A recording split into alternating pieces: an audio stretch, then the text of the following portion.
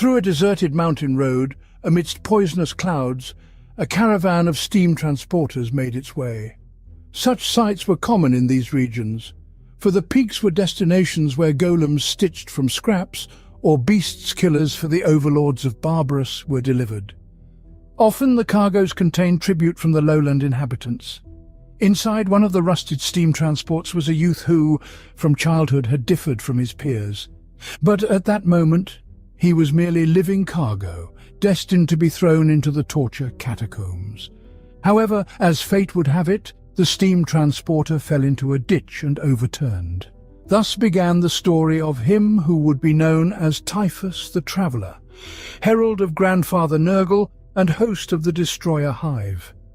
A master strategist, a deadly warrior, and a mighty sorcerer, as well as the most fearsome commander of the plague fleet of the Death Guard. His brethren harboured no doubt that Grandfather Nurgle favoured him especially. Yet at that time on Barbarous, few knew him as Callous Typhon. As a child, Callous Typhon was troubled by unusual phenomena.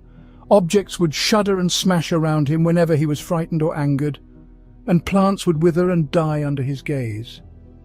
He believed controlling it was impossible, which alienated him from his peers. Some even spread rumours that the boy was a half-breed, his existence owed to the overlords of Barbarous, horrific entities that dwelled atop the mountains amidst the toxic clouds.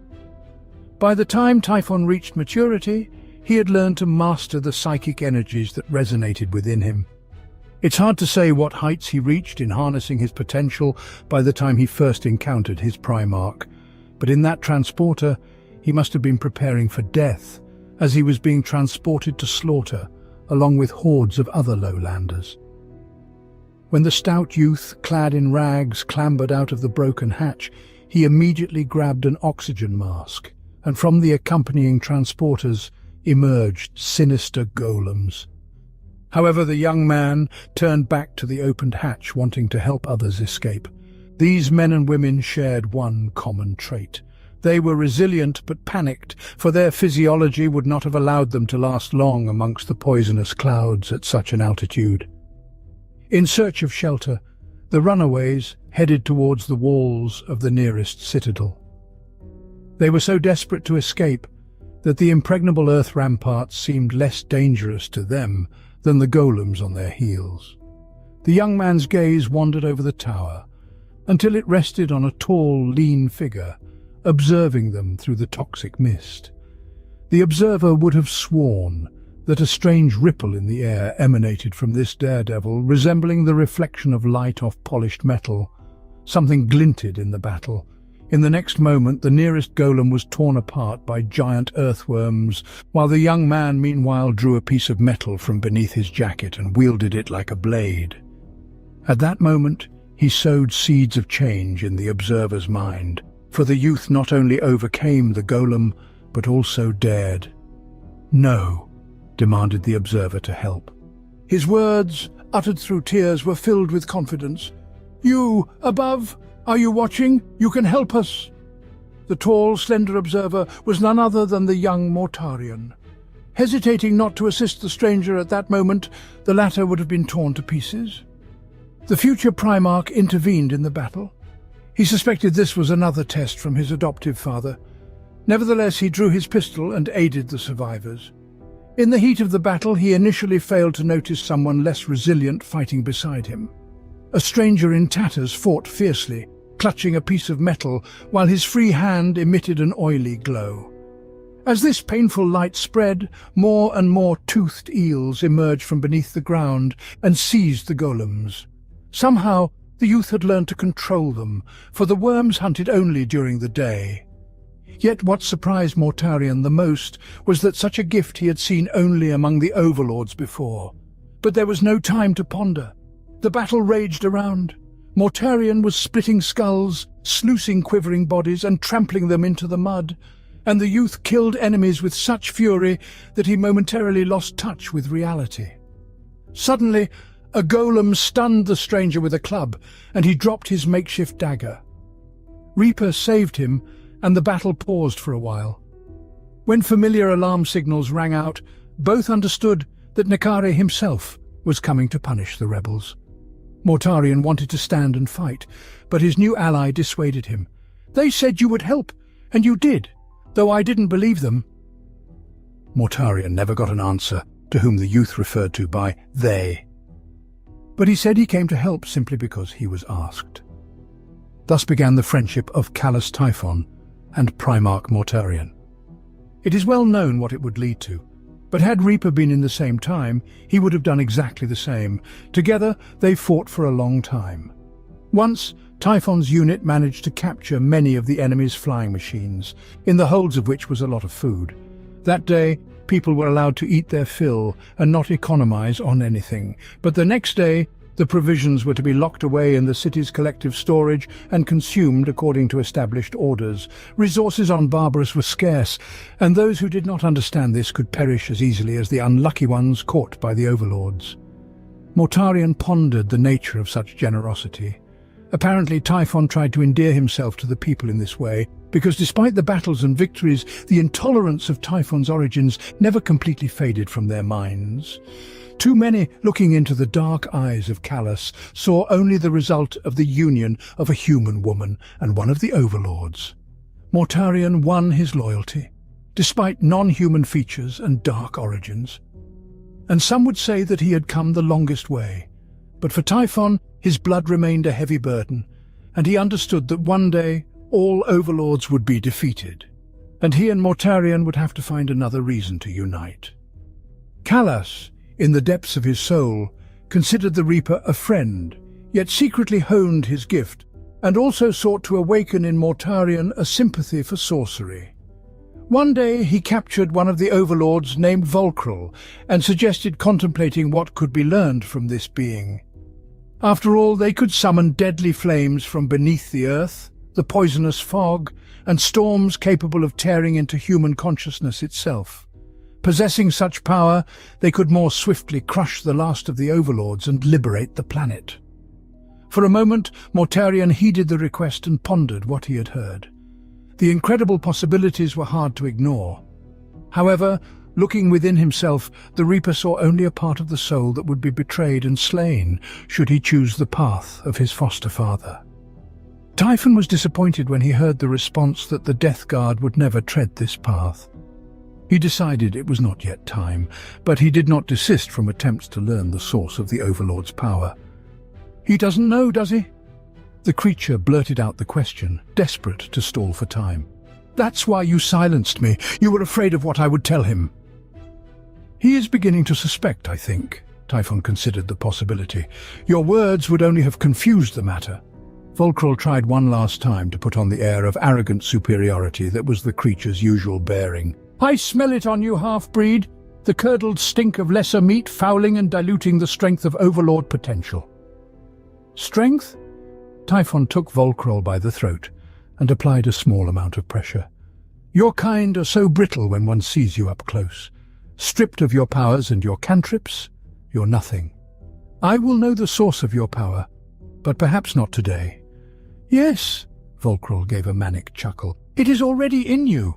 The Octid, the gift of Nurgle coursing through your blood, I can sense it." Typhon recoiled from his words. "We are not the same." "Not yet," it said, "but great deeds await you in the future. Do you wish to destroy Nekere? I will help you. Release me, and I will give you knowledge. I will open all doors before you. And when the Supreme Overlord dies..." The creature glanced towards the passage through which Mortarion had left. "You will no longer need the Reaper. Barbarous and other worlds will be yours." Typhon lowered his head. "But Mortarion is my friend. I will not kill him."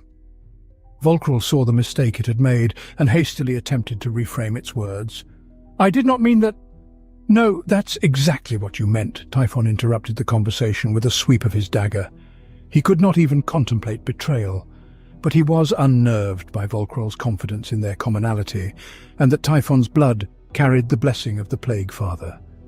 He remembered dreams that sometimes visited him in brief moments of mental rest, a garden of rot, dying and blooming, again and again. As a child, the mechanisms of decay had always fascinated him, and now, looking into the fathomless eyes of this twisted being, that old interest was rekindling. Volkrol's body collapsed amidst a welter of acrid blood, and it began to decompose instantaneously. The warrior crouched down to watch the phenomenon from close at hand, the spreading decay captivating every iota of his attention. Time passed. The campaign to liberate Barbarus was drawing to its logical conclusion. Of the overlords, only Nekare remained alive. It was then that the Emperor arrived on Barbarus, and Typhon was the only one who tried to dissuade the Reaper from his suicidal march on the fortress of the last enemy. However, he was unyielding and survived only due to the Emperor's intervention. When the Master of Mankind returned his lost son to the fold of the Imperium, Typhon was among those considered for ascension into the Astartes ranks. Soon, he had to learn quickly to suppress his potential, for after the Edict of Nicaea, the Legion renounced the use of Psycho's powers. Truth be told, Primarch Mortarion was initially disapproving of the use of librarians, since he saw in them a reminder of the terrible powers of the overlords of Barbarus, and believed that sorcery contradicted the martial creed of the Death Guard. Typhon once again put his faith in the strength of spirit and iron resilience, because these qualities had helped him master his abilities in his distant childhood. His body and spirit were so strong that Mortarion soon preferred Typhon over all others and elevated him to the rank of first captain of the Death Guard. Under his command, the First Company unofficially acquired the nickname Grave Warden, but over time this name became firmly attached to them and became known beyond the Legion. They were clad in Cataphractii pattern Terminator armor, which originally served as a prototype for the armor of later models. It allowed them to operate in extreme conditions of biochemical warfare and was equipped with devices for dispersing lethal substances such as the horrific creeping phosphex or the deadly Culgene gas. Where their squads went, enemies awaited a slow and agonizing death. An assault grenade launcher, a reliable short-range weapon that was primarily intended for use on Imperial Army vehicles, was often attached to their Terminator armor. The modified version on the Cataphract armor was a weapon that fired two types of ammunition: standard crack grenades and toxic projectiles with vapors of concentrated acid. When their ammunition ran out, power fists were used, which essentially were oversized, armored gloves that generated around themselves a force field capable of breaking the molecular bonds of any solid substance they touched. The Grave Warden armor was also equipped with protective mechanisms that allowed a Terminator to envelop themselves in a deadly toxic mist, which could be used both as a means of camouflage and as a final argument. As the errant worlds of the galaxy were brought to Imperial compliance, Typhon distinguished himself time and again. He ascended first to the rank of a knight, and thereafter to a warrior king, significantly contributing to the triumphs of his legion during the Great Crusade. The capacity of Typhon to remain impervious to the malefic impacts of adversarial war zones and the weaponry of foes alike turned into a legend frequently recounted. In the tribe wars on Rothric 9, Typhon found himself disarmed and received a mace strike to the side of his head that would have slain any lesser man. Instead, it propelled Typhon into a frigid fury that resulted in the demise of every tribal warrior in the vicinity, armed with nothing more than a short iron bar. He selflessly protected the lives of a squad of Sisters of Silence on Madrigal by diving onto a malfunctioning crack grenade. Following less than a solar week in the Legion's Apothecarian, he discharged himself, ready for active duty anew. Even the Brotherhood of the Death Shroud, the 49 hand-selected warriors serving as Mortarion's elite honor guard, stood in awe of Typhon's extraordinary resilience. Though unspoken, the warriors of the Death Guard followed Typhon, motivated by a combined sentiment of fear and respect. Yet, despite his devotion to the cause of the Death Guard and the Imperial truth, callous Typhon aspired for something greater. He contemplated that if he could achieve such heights without the utilization of hidden powers, what greater heights could he reach by embracing them?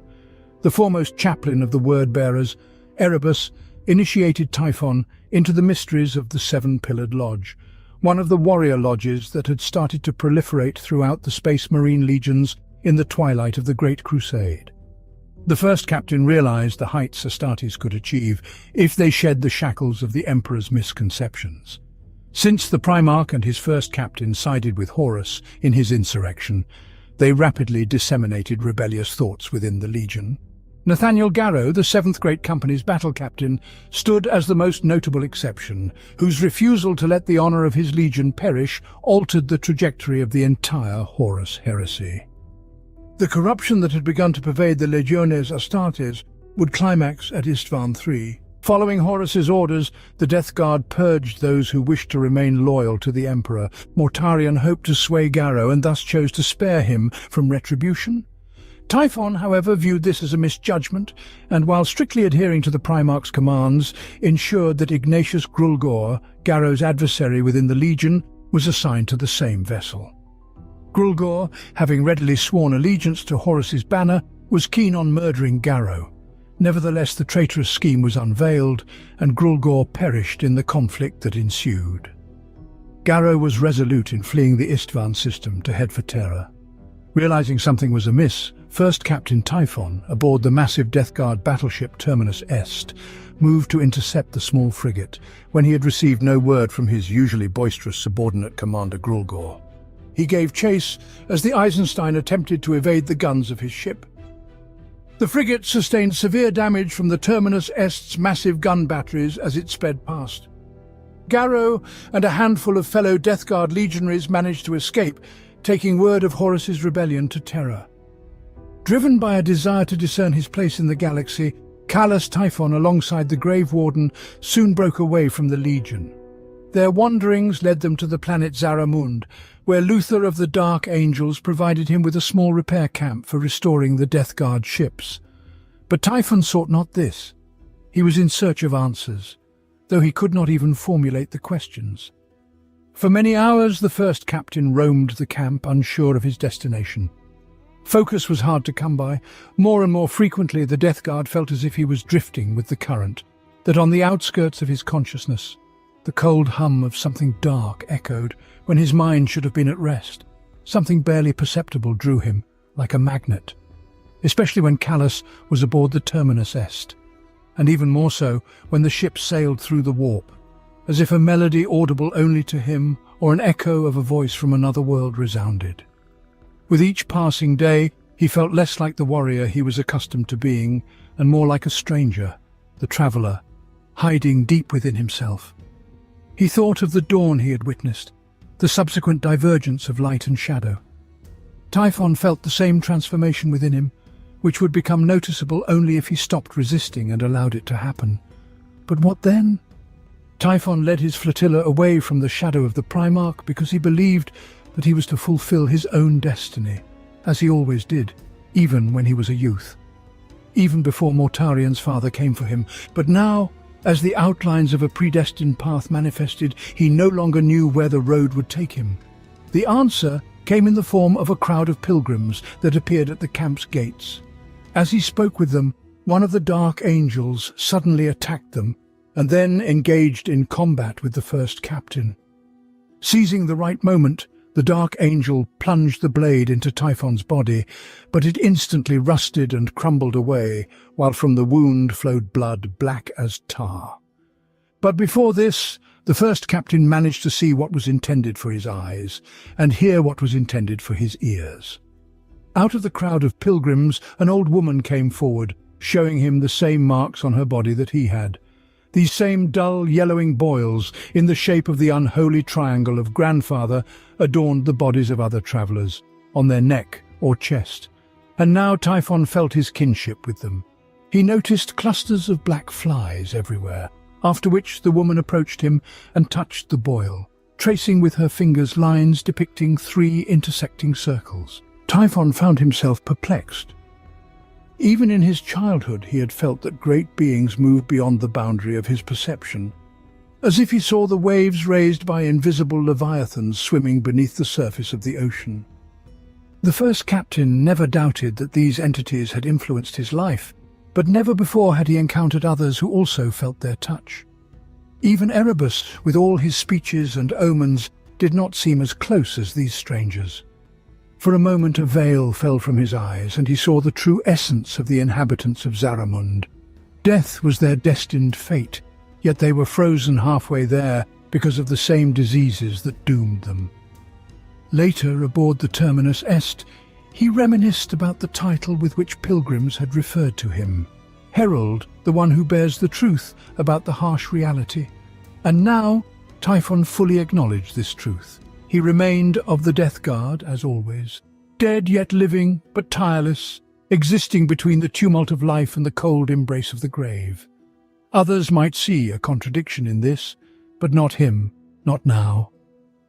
He convened his grave warden and shared with them 7 ceremonial cups, adding a drop of his cursed blood to the drink. Then he ordered a course to be set towards the main fleet to reunite with the Death Guard. The journey of the splintered flotilla was coming to an end. For the warriors of Callous Typhon, this was a routine raid on a distant planet, but for him, it was a rebirth. For there, on the surface, a true exocytosis took place. His hidden essence emerged outward through the wound inflicted by the Dark Angel. Watching his brothers drain the chalices, the first captain recalled the name the pilgrims had called him, Typhus. After reuniting with Mortarion, a pivotal moment in the Legion's destiny occurred. On the way to Terra, the fleet transitioned into the warp, where Typhon eliminated the fleet's astropaths, accusing them of conspiracy against the Primarch. Then he assured Mortarion that he could navigate the fleet through the Imperium himself. However, they got lost and found themselves in the domains of Grandfather Nurgle. A horrific epidemic swept through the entire fleet.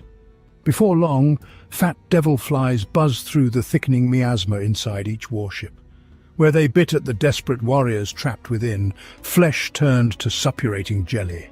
The demon venom of their stings caused mortal flesh to blossom into hard new growths. Bellies distended and eyes ran like cracked eggs. Even power armor melded and flowed into strange new shapes. Here, the superhuman resilience of the Death Guard to disease and toxins proved to be their enemy, for they could not simply die, nor were they permitted to do so by the Plague Lord. Instead, they were slowly, sickeningly transformed into Plague Marines, for whom there was nothing more terrifying than watching the plague render their legendary resilience meaningless. Pestilence swept through the entire fleet, festering in their guts and bloating their superhuman bodies. They were corrupted from within, and it was nauseating to look at them from the outside. With each passing minute their condition worsened. Their incredible transhuman physiology became their greatest enemy. What they endured was unimaginable, and none suffered more than Mortarion. Did he realize in those terrible hours the loss of everything he fought for? Or did he comprehend the curse he had brought upon himself and his legion? Alas, it remains unknown. Mortarion refused to believe until the end that his old friend had betrayed him, despite his disdain for him as a psyker. Eventually, he even released the demon Grulgor, who became a life-eater, because he swore to serve him and destroy the first captain. However, when they battled, it was revealed that Grulgor had long before pledged allegiance to Nurgle, and no other vow was stronger than that. At the climactic moment, the first Captain Typhon absorbed an entire swarm of demonic flies and was reborn. His back swelled under the crack of breaking bones and ceramite plates. From the openings, clouds of flies burst forth, followed by enormous horns. He shook off his dead grey flesh to reveal rotting muscles, and the places where armor fused with flesh ceased to be distinguishable. With a revolting crunch of breaking cartilage, a massive horn grew from his forehead.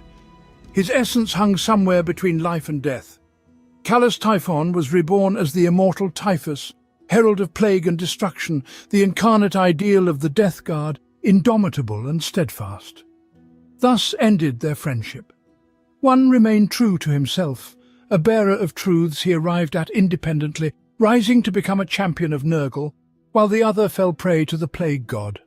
Black, all-consuming despair touched Mortarion's soul, and he remembered the moment he died at the feet of Necare.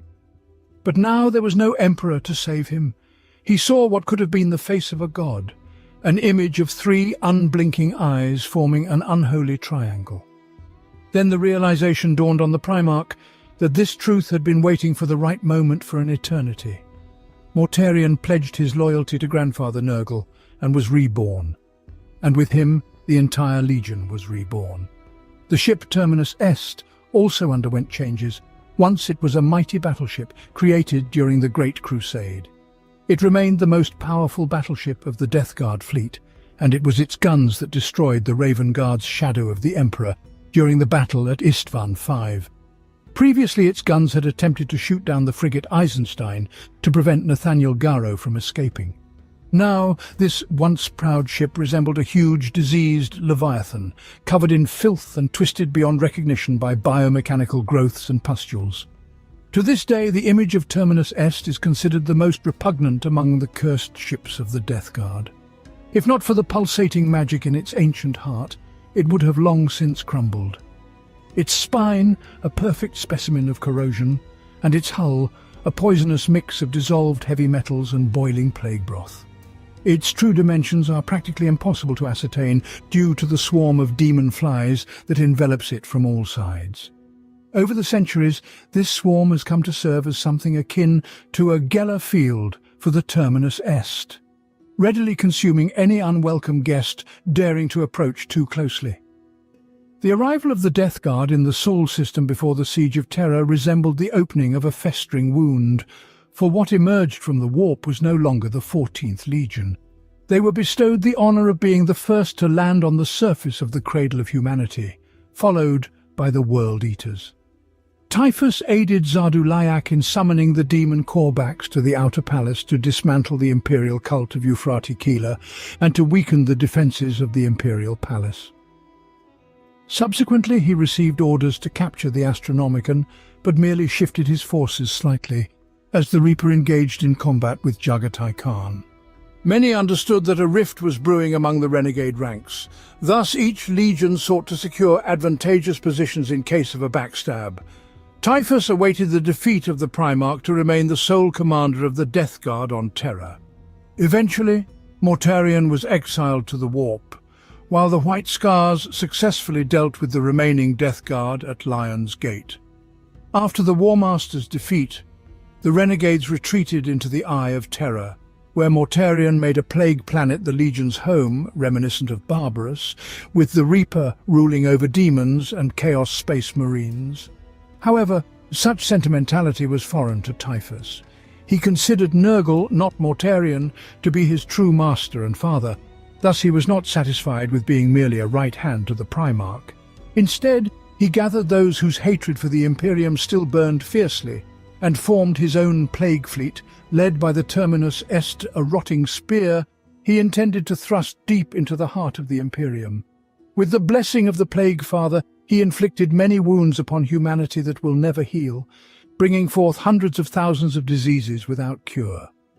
Typhus's ambitions never left him, and his relentless search for the perfect plague led to the annihilation of nations, worlds, and even star systems. Rumors abound that Typhus followed a humanoid emissary, entirely composed of his own demon flies, and arrived at Nurgle's garden. When the legionaries of Khorne invaded the garden, it was Typhus who coordinated the defense of Grandfather's holdings and led the final attack of buzzing plague drones and similar slime creatures in the bubbling chasm. At the battle's climax, he overcame a gigantic demon prince leading the legions of Khorne and took his guts as a gift for Nurgle's cauldron. As a result, he earned a high accolade directly from the Grandfather, being allowed to approach the throne of the Plague Father and dip his scythe's blade into the filth accumulated nearby. Such tales are passed down wherever Typhus treads, signaling the growing ambitions of the Herald of Nurgle. The few fortunate enough to survive an encounter with Typhus have managed to describe his equipment. From the times of the Great Crusade and the Horus Heresy, he has donned Cataphractiae pattern Terminator armor. Already on Zaramund, he realized that the armor was fusing with his body and accepted this. Now, however, the armor has been altered by the influence of the warp, becoming his second skin and transformed into a dwelling for the destructive swarm. Fused chimneys of bone sprout from his torso, and in the thick of battle these tubes belch out great clouds of demonic flies. The grotesque demonic flies that infest the Destroyer Hive are truly disgusting creatures, though in the eyes of Typhus, as well as of Father Nurgle himself, each is a diminutive angel of decay, just waiting to pass on the blessings of rot and entropy to all they touch. Previously, Callous Typhon wielded a hand flamer attached to his power scythe. Now his scythe, named Man Reaper, is such a deadly weapon that even its stench can deprive a mortal of strength. Though Typhus has never confirmed the rumours that he dipped his weapon in Nurgle's own brew of filth at his manse in the Garden of Nurgle, any mortal being that is touched by its blade quickly collapses into a pile of festering bone. Wind of Chaos. Typhus is a Death Guard sorcerer who can call forth the corruption from within his soul, unleashing waves of psychic energy that are subtly different for each sorcerer. A sheet of iridescent warp fire for the followers of Tzeentch, a golden cloud of rapturous agony, or a rain of hypnotic light for the worshippers of Slaanesh, and a stream of bilious filth for those devoted to Nurgle like Typhus. Another element of the equipment of the Herald of Nurgle includes grenades. In the past, as a glorious soldier of the Great Crusade, Callous Typhon used rad grenades, which exploded in a rain of tiny radioactive shards and struck enemies with debilitating radiation sickness. Now, however, he uses blight grenades. Like many artifacts of chaos, the origin of such grenades is shrouded in the darkest of legends. Nurgle, as is known even to the most novice of demonic lore, is the plague father and of various contagions. Desiring to know how infectious each of his creations is, he assigns his legions to keep account of the infected.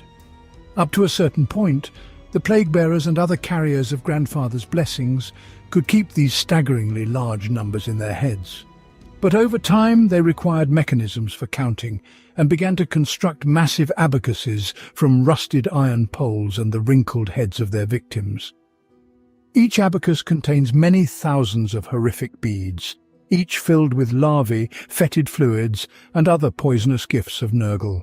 These heads could remain in their places forever, clacking against the metal poles when moved by the accountants.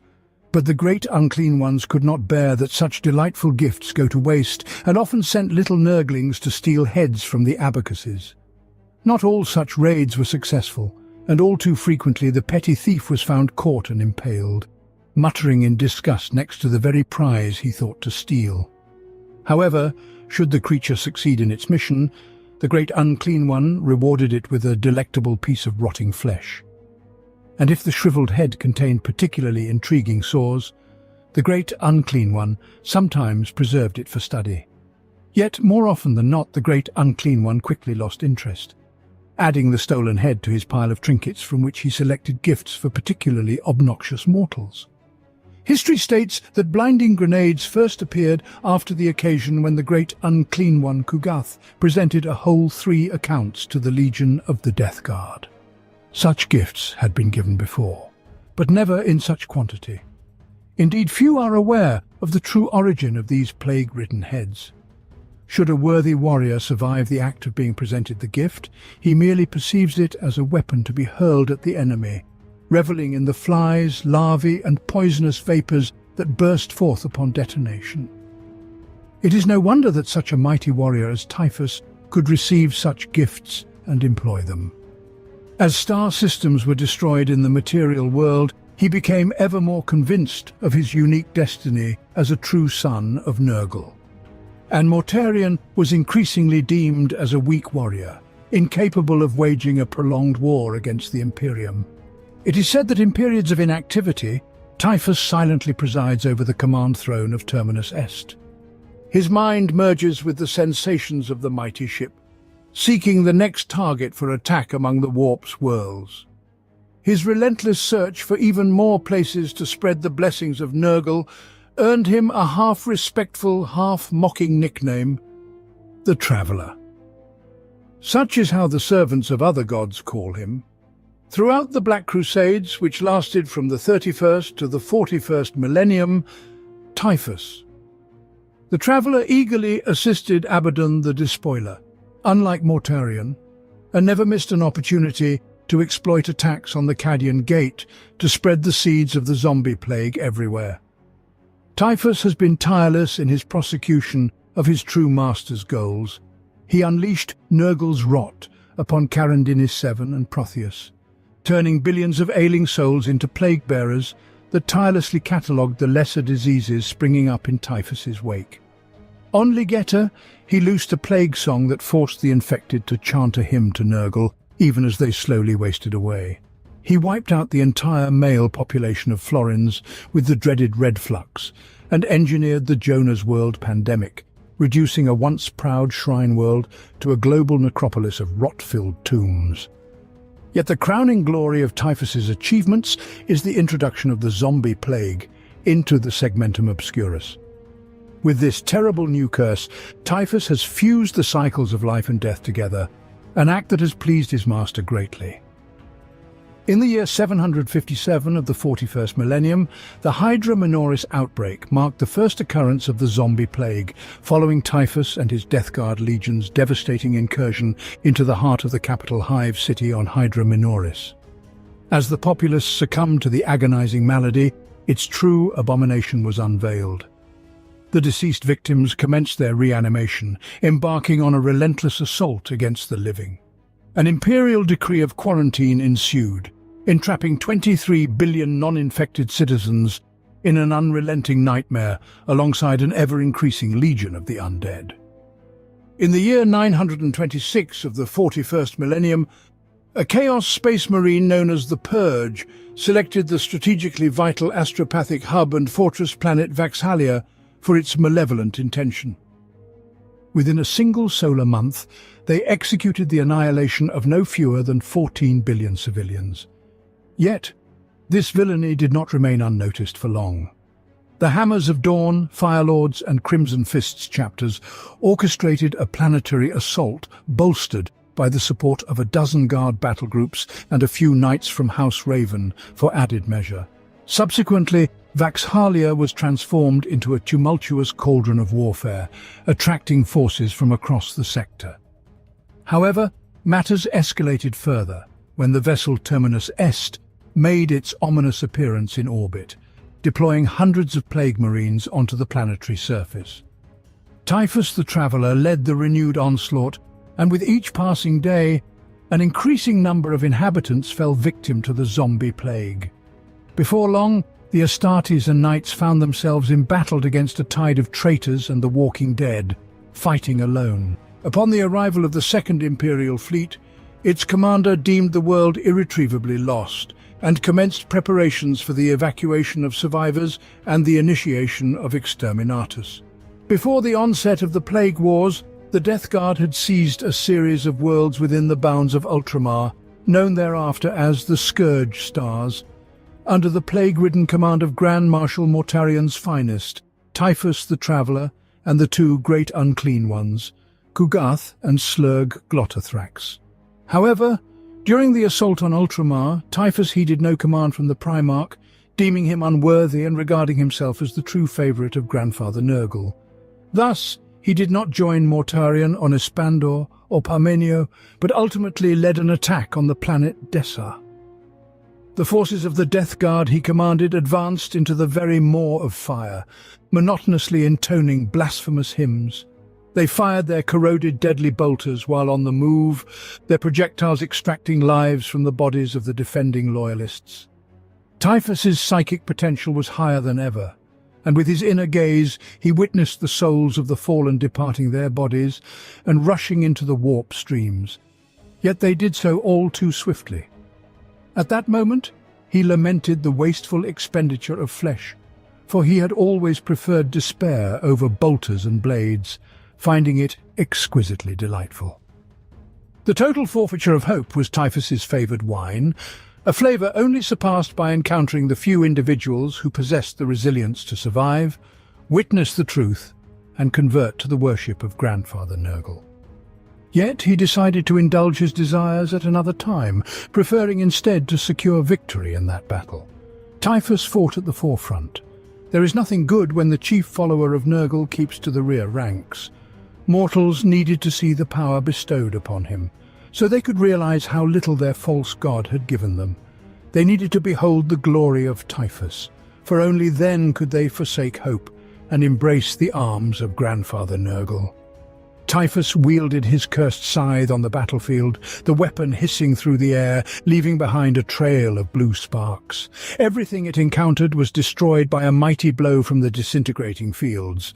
Then an exalted herald of Nurgle, Lord Molokos, appeared before him and ordered to cease the hostility with Mortarion and head to Parmenio to attack the star fortress Galatan.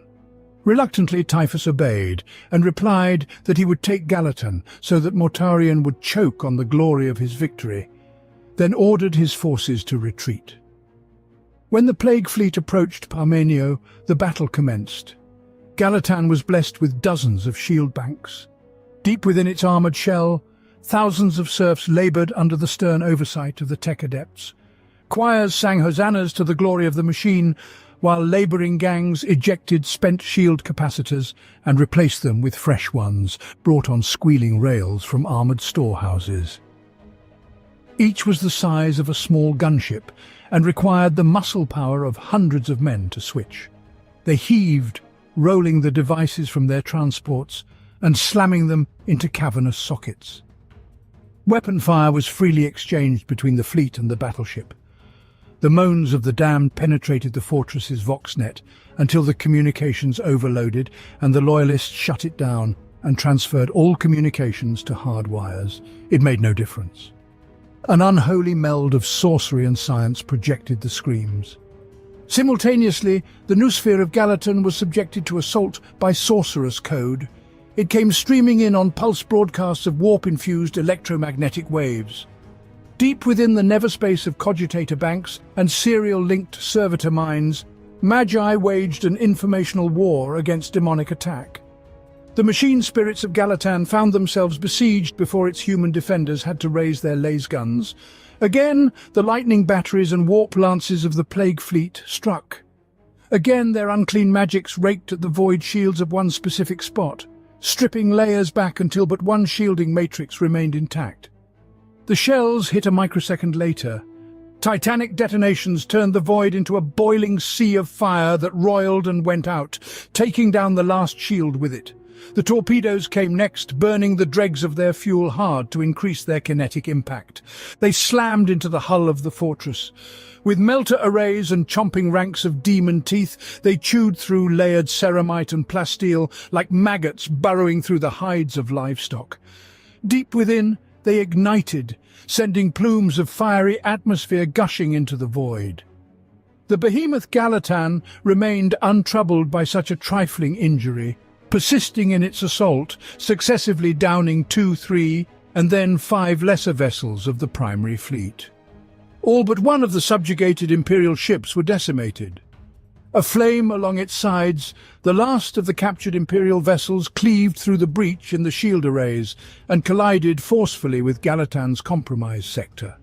Its decayed bow pierced the upper exterior, flinging aside spires and turret emplacements, tearing through the hull's surface as a divine plough through a field of iron. Explosions erupted upwards from the site of impact. Billowing gashes released clouds of gas in white spurts, expelling millions of cubic feet of atmosphere in an instant. The afflicted vessel trembled, leaving a trail of debris from the damage sustained. Its aft elevated, its ramming spear lodged in the starfort, nearly fracturing its backbone. Through the corridors of Galatan resonated the groans of tormented metal. Dorsal maneuvering thrusters ignited. Jets of startling purity burst from corroded apertures and nozzles, halting the ship's advance. Suspended over Galatan's starboard flank, its prow engaged in a lifeless embrace with the fabric of the station. From point-blank range, the operational cannons on its starboard side unleashed destruction, converting the scar on the space station into a luminous abyss. Following in its wake was a fleet of smaller vessels, ancient Dreadclaw assault pods boarding torpedoes of every dimension. Attack rams and Invader-class landing frigates surged past. The space surrounding Galatan turned into a lethal tapestry of light from anti-fighter volleys, yet the swarm of ships was overwhelming. The Terminus Est advanced alongside, reprising its venerable role as an assault vessel. Fire from a myriad of weapons clashed with its void shields, which blinked in nauseating hues upon their collapse. The fusillade struck the hull, shredding the flesh metal. Pus oozed into the vacuum. Flames enveloped its vile hull, yet it remained unstoppable. In the breach, the commandeered Imperial ship was swiftly reduced to wreckage. Repulsed by Gallatin's onslaught, it drifted aflame into the cosmos. Its crew forfeited. Its mission was accomplished. A breach was carved into Gallatin's sturdy hide, exposed to the void. The bifurcated bow of the Terminus Est unveiled its hangars.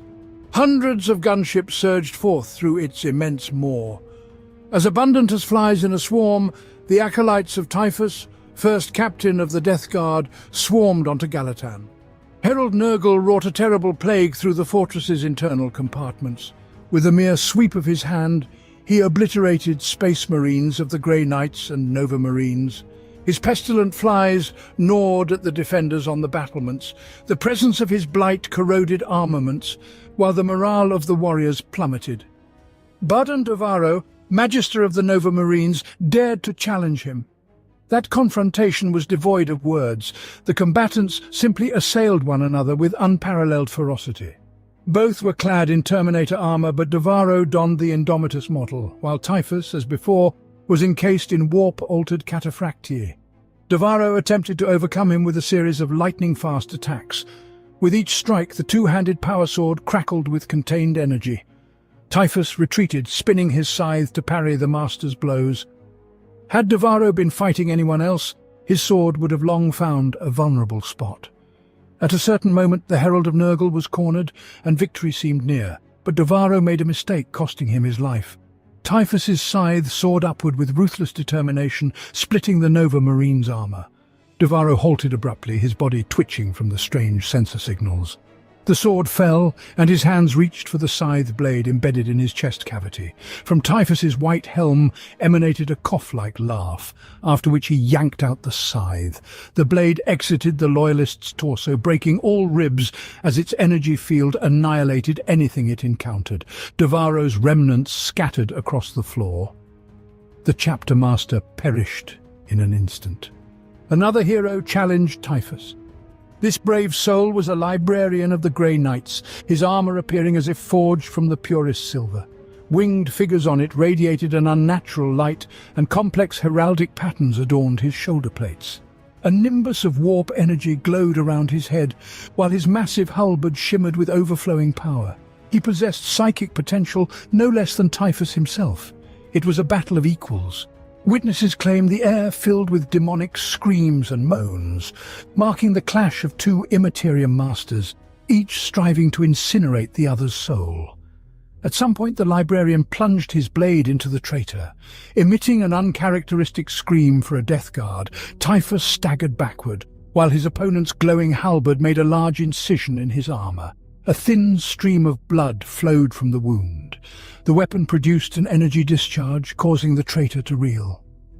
Typhus. The traveller was forced to retreat, and then the remnants of the Death Guard were expelled from Gallatin by arriving reinforcements from the surface.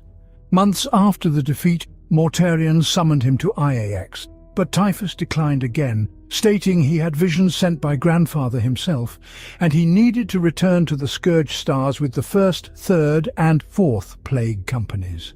According to the Herald, the Primarch was also to return, as it was the will of Nurgle. But Mortarion stayed to fight with Guilliman, and Typhus left his ranks. Scourge Stars came under attack, and the traitorous Fabius Bile managed to steal the Ark Corner Contagious, an artifact gifted to the Legion by the Great Unclean One named Rotigus. This artifact was filled with devastating pathogens, causing uncontrollable bodily regeneration. For the Death Guard, it was an unprecedented boon, as the spores from the depths of the Ark Corner Contagious allowed their wounds to heal faster than usual. However, for any other being, the effect of exposure to the unholy relic would be an accelerated, vile decomposition, capable of transforming a mighty warrior into a bloated pile of rotting flesh and swollen limbs, for abundance has always been the essence of the gifts of Rotigus. Fabius had preemptively prepared a chamber with an stasis field for this relic, and, having committed the theft, rushed to flee. Typhus. The traveller's fleet set out after him. When Fabius Bile united with the warband the Shriven, who bore the colours of the Black Legion, Typhus's fleet was already very close. Thus, Fabius persuaded the band's leader, Argento-Corion, to mobilize his forces. Typhus's squads left the Scourge Stars and found the spider with the help of captive demonic predators, which hissed and released bubbles as they approached the thief.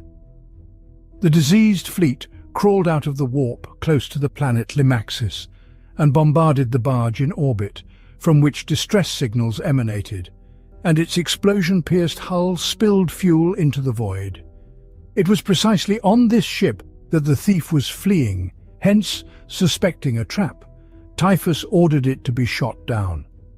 He was not concerned about the preservation of the artifact, for physical impact could not harm a relic of immaterial origin. The ship suddenly came into motion, and its fall became controlled. Apparently there were survivors on board.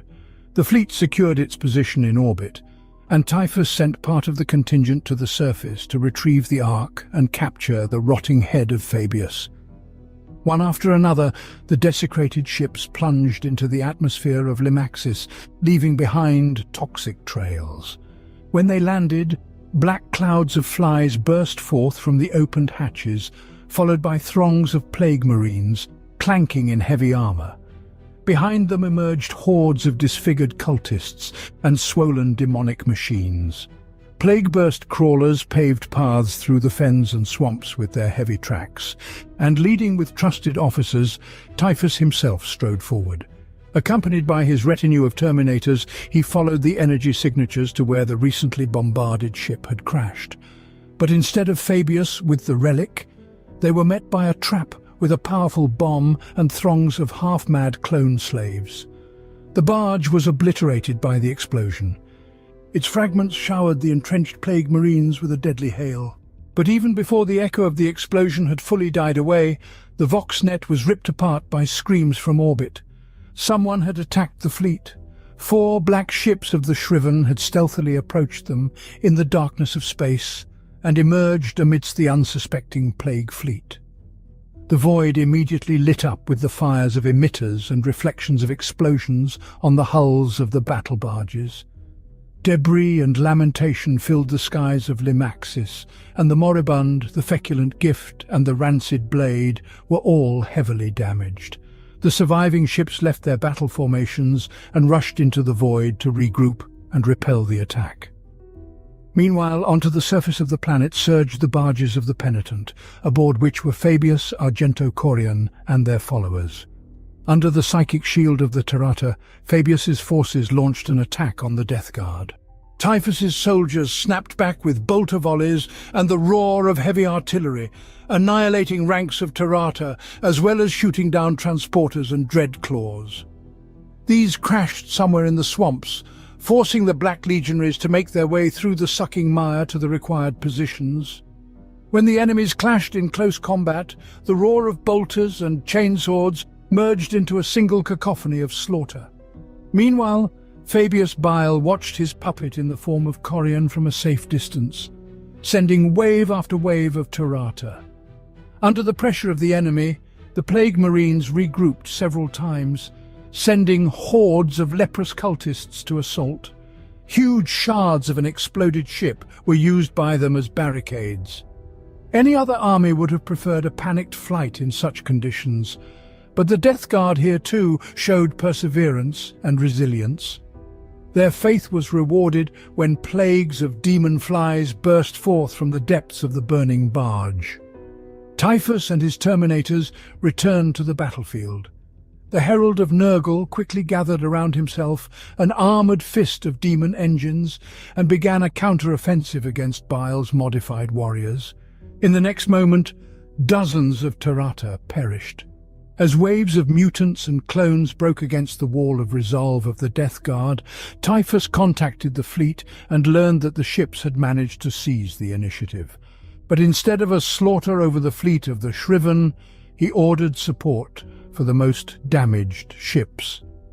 The commanders accepted the order, and then the Rancid Blade and the Moribund attacked the surface of Limaxis. Soon, behind Fabius and his supporters, fortified outposts blazed, and he found himself squeezed between the strike zone of the Plague Fleet and the advancing units of Typhus. His position worsened when he learned that reinforcements of the Death Guard had landed in the north, southwest and southeast. Crowds of plague zombies poured out of the shuttles, encircling the Black Legion soldiers. The Spider realized that his trap had turned against him, and Corian sent a psychic signal to the north, from where 3 Thunderhawks flew out and attacked the approaching plague tank column from the north. Corian and Fabius, with a few surviving Tarata, rushed to the evacuation point, making their way knee-deep through the mud across crowds of groaning plague zombies, which kept dragging their soldiers into the swamp. The gnarled fingers of the dead squeezed the lenses of the helmets and then went for the eyeballs. Armor plates were torn off, and each warrior soon vanished into the swamp full of walking corpses. With his psychic fire, Corian turned the unholy hordes to ash, and his Black Legionaries incinerated the enemy with flamethrowers. Nonetheless, they paid for every step with their lives. Finally, they reached the evacuation zone, where the Shriven had organized a defense and kept up a continuous fire at the zombies. When Bile found himself inside the shuttle, the launch command was given, and flames from the transport's nozzles scorched the advancing dead and the Space Marines who failed to escape in time. Typhus bitterly watched as the transports of the Shriven soared into the grey sky. Fabius avoided retribution and took the Ark Cornucontagious with him. But worst of all was the thought that he had fallen into the Spider's trap, and his forces had suffered immense damage. He summoned a sorcerer slave, and with his help reached out to the plague Captain Sputamus, who was in orbit around Limaxis. Initially he ordered the destruction of the fugitives from orbit, but soon learned it was impossible. Another ship of the Shriven, previously unnoticed, appeared in the void. The barge destroyed the frigate, the Moribund, which had already suffered significant damage, and was moving to a trans-atmospheric point to rendezvous with the evacuation transports. The thought that his forces could offer no resistance against the combined might of the Shriven filled Typhus with mounting rage. The destructive swarm's flies buzzed within him, and for a moment he considered ordering a continuation of the attack. However, he ordered a retreat.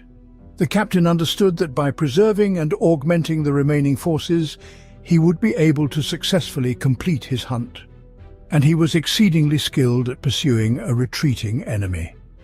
He soon found the thief on the planet Dessa. On his way to this world, Typhus was not idle and attacked the systems he came across, gathering resources to repair damaged ships and replenishing his ranks with cultists and plague zombies. Fabius and his followers were also ready for the attack as soon as the plague fleet appeared in the system. However, Typhus came not only for the Ark Cornucontagious, but also for his revenge. The ships of the Shriven attempted to replicate the same maneuvers of sudden attack and thus activated night shields, which Bile had crafted for them based on xenotech from Comora. Typhus, however, was smarter. He had spread tracker entities across his fleet and given each of them the warp scent of the Shriven.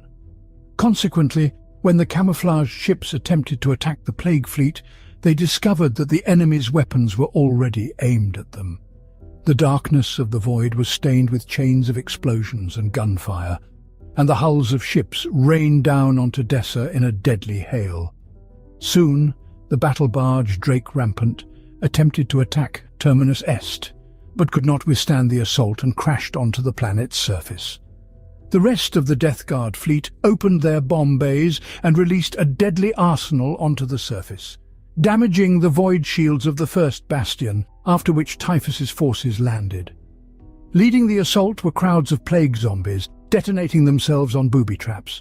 The explosions destroyed about 1,000 of the walking dead, but their numbers still remained vast.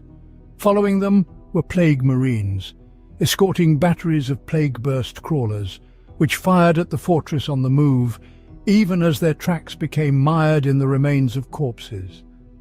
Mortars and heavy bolters fired at them from the walls. However, a significant breach soon formed in the wall of the first bastion, through which the walking dead seeped. Corpses piled upon each other, attempting to be the first to breach the gap, but all were swept away by the ferocious stream of Corian's psychic flame. Then the Tirata entered the fray, tearing them to pieces. Yet all this was merely a deceptive maneuver, for soon lightning tore through the air inside the bastion, and from the great rift emerged Typhus with a detachment of Terminators. Forewarned of the new threat, the Spider immediately ceased his work and issued an order to his assistants, who promptly began loading samples into biosarcophagi onto anti-grav transit racks to follow Fabius. Lastly, the scientist activated the final batch of altered warriors, and the creatures began to slowly awaken within their amniotic vats. In the midst of a fierce battle over Dessa, the Torchbearers' fleet loomed. Atal Tyvar, the shield captain, analyzed the situation and devised a plan according to which the fleet was to circumnavigate the planet from the shadow side and avoid a collision with the Death Guard's flotilla. In case of failure, they were doomed, for they were outnumbered and their ships were seriously damaged. The transports flew quite low over the plains and avoided detection, attacking the Death Guard's rear. The Custodes and the Sisters of Silence attacked demonic engines and hordes of the dead. Thus, new epicenters of battle formed beyond the bastion walls. In less than 10 minutes, Typhus's main armored force was destroyed, and the Loyalists advanced towards the breach in the wall. Their objective was entirely clear: to eliminate the sorcerer Argento Corian, known by the moniker the Enlightener. Above the bastion wall, transports hovered, down whose ramps descended 2 full squads of custodians led by Tyvar. They had recognized Fabius Bile during the battles on Bearston Prime and knew that the heretic must be eliminated before he could escape. Fabius completed his preparations and prepared to leave the laboratory, while his servants began to slowly disable the reactor that powered the entire complex. Their actions triggered a gradual destruction of the core. Fabius had no intention of leaving anyone alive. Whoever won the battle for Dessa would also find their burial there. However, the overconfident surgeon underestimated Typhus the Traveller, who had already traversed the complex like a roaring armoured train, catching up to Fabius by breaking through partitions, walls, and slicing through encountered Tirata with his battle scythe. The champion of Nurgle and his Blightlord Terminators blocked the path to the evacuation transport, and Fabius was forced to fight a battle from which he could not emerge victorious under any circumstances. Nevertheless, luck was on his side. The suddenly appearing Tyvar demanded the release of the captured custodians and the Sisters of Silence, to which the Spider suggested he search for them himself, as the captives were still somewhere within the fortress. Completely losing patience, Typhus crushed several biosarcophagi and released a devastating swarm that devoured Fabius's servants and cut him off from the Golden Warriors. At that moment, hand flamers ignited, and the Custodian's Terminators clashed with the attacking Blightlord. The Spider hid from the crossfire, cursing his obsession with work. He raised the Zyclos Needler and fired, taking down several Terminators, but received a volley from bolters in response. The surgeon instantly clicked into action, healing his wounds. Eventually, he despaired completely, throwing away all his research materials and valuable samples before fleeing. Typhus charged after him through the torrential fire of the troops. The wounded Fabius activated a force field to shield himself from the devastating swarm and leaped over the lift barrier, which closed right in front of the traveller. Typhus was left with the attacking custodians and realized he could not win this battle. He uttered a spell, and he was enveloped by a cloud of plague flies. When the swarm dispersed, Typhus had vanished, leaving the surviving Terminators to fight to the last. The battle on Dessa raged for some time, while the leaderless, the Shriven, depleted their strength. Among the ranks of the Death Guard, the word spread about the return of their commander to the fleet, and they gradually withdrew their forces. Their quarry had escaped again, and the artifact was not recovered. Filled with bitterness and contempt, they left the battlefield. As for Fabius himself, he was never seen on Dessa again. Rumors have it that a light frigate slipped through the cluster of orbital debris and the dying crossfire of orbital warfare and disappeared into the void. Since then, Typhus. The Traveller has not been seen in any battle. The loss of the Arch Cornicontagious served as an important lesson for him. On Limaxis, he realized he had been too arrogant, too impulsive, and too eager to shame his genetic father. He should have foreseen the trap set by Fabius and avoided his defeat. Perhaps now he sits on his throne aboard the Terminus Est, searching for traces of Fabius in the streams of the Immaterium. Or maybe he brings disease and curse to another segmentum of the Imperial space. In any case, he remains a faithful servant of Grandfather Nurgle, for there is no other truth among the stars than his eternal grace.